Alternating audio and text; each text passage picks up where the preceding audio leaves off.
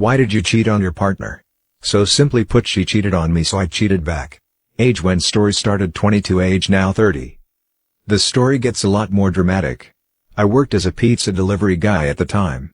I came home from work one day with chocolates and flowers for her. We had been together for 5 years at this point, and she was screwing another guy in our bed.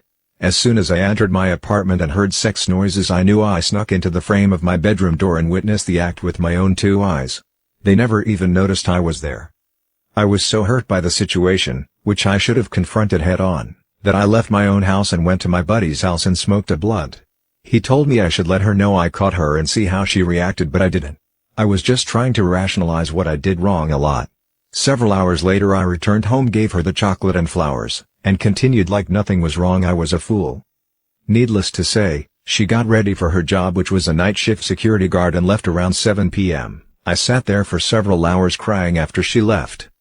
Around 10 p.m. our roommate called and asked if I could come up to her job and see what was going on with her car. The roommate is also my significant other's best friend. I went up there, figured out the issue with that POS car, and got her back to the house. The battery cable was messed up, if anyone was wondering.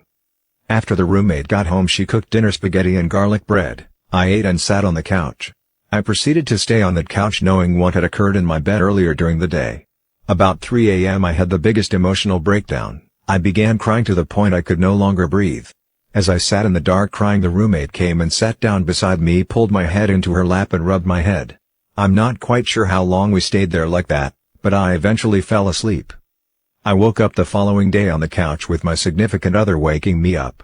I proceeded to go through this day as well, holding in my emotions, like an idiot. After she left for work again around 7 p.m. I just sat there for hours. Eventually that evening I wrote a letter addressing my feelings and the cheating. It was about 3 pages long. The roommate came in shortly after 10 p.m. and did her evening routine, showering and all that. What happened next surprised me. As I lay on the couch, she came and began to talk to me. She stated she could tell something was wrong. So I told her about the cheating that I had witnessed and all that. I think she was in utter shock because she didn't say anything for like 10 minutes after I told her.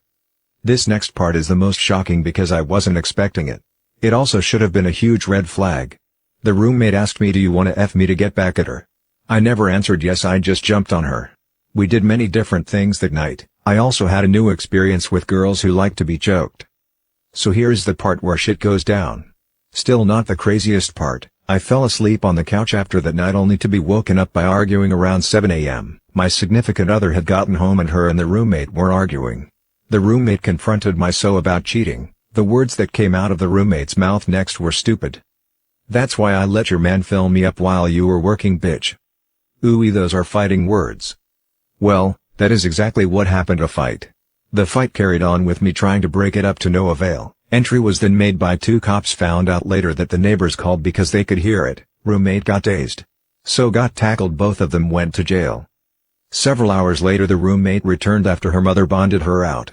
She told me we would talk about this situation later and left for work. My significant other then came by with her sister and dad around 11 p.m. that night and packed all her clothes and other property. I also had her take the bed because I didn't want it. She left that evening only saying, "I guess you know I'm breaking up with you." I just shook my head yeah, and she left. So we're gonna fast forward a little to about 8 months later. Little tidbit: roommate got pregnant from our one night stand. The roommate was also still staying with me still. Roommate goes into labor. I take her to the hospital and after 14 glorious hours of labor we welcomed our beautiful daughter into this world.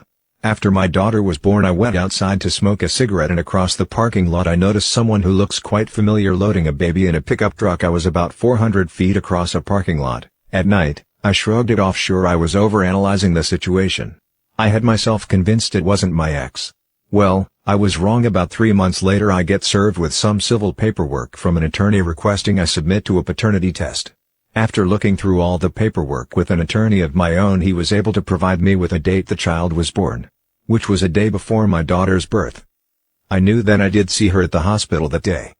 I took the paternity test. I was indeed the father. After a lengthy child custody case, I pay $420 a month in child support and get my son 2 weekends out of the month. I'm also married to the roommate and have a 7-year-old daughter and son now. I did indeed feel like a piece of shit how that whole incident unfolded. But I wouldn't change it for anything in the world. A little advice: communication in a relationship is key. Also, if you don't want no babies, use protection. Although don't cheat, it's just not good.